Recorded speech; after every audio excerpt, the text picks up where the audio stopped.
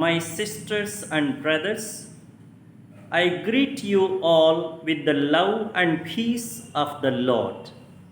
I invite you to meditate together with me on the holy word of God of 7th August 2020.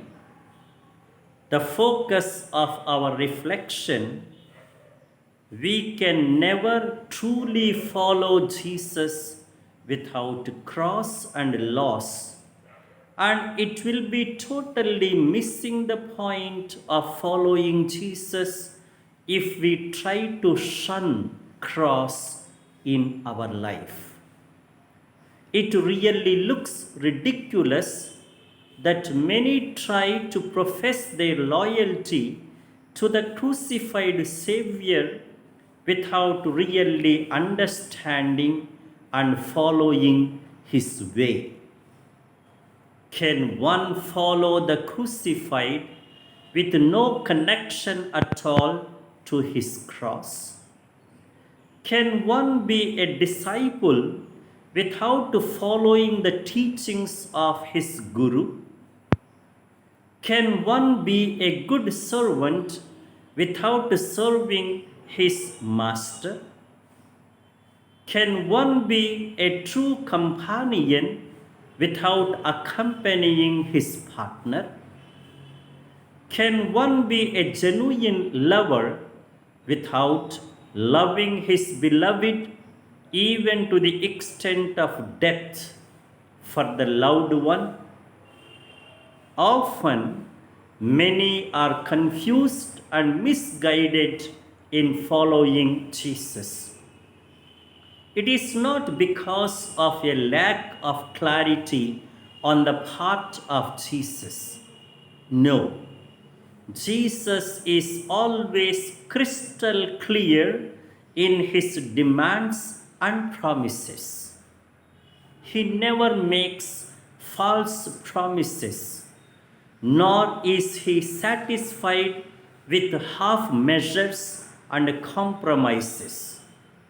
One can never be an authentic disciple of Jesus if he is not detached from his ego and self-interest, if he is not ready to bear the cross of suffering and unfavorable situations, if he is not wise to give priority to the spiritual concerns and is not carried away by the worldly concerns and gains.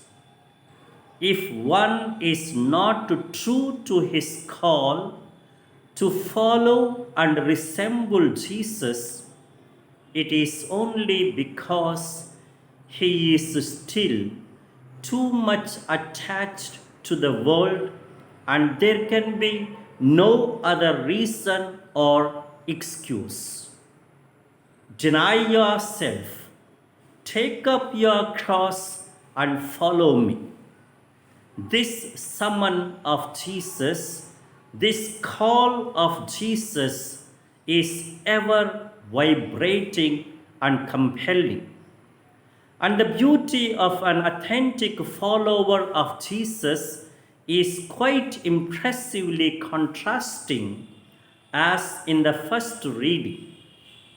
The whole world may be so much infected by bad news, in the infirmities and wounds of sin and evil, and is without peace. But a follower of Jesus becomes the bearer of good news and announces peace. And now, the direction and the directive for our life. It is stupidity to claim to be so intelligent and competent while one fails to discern and follow what is the top priority in life, and that is to follow Jesus, the model of real values, and meaning of a good life, and this is applicable to anyone. Let us then follow such true way which alone leads us to the meaning and salvation of life.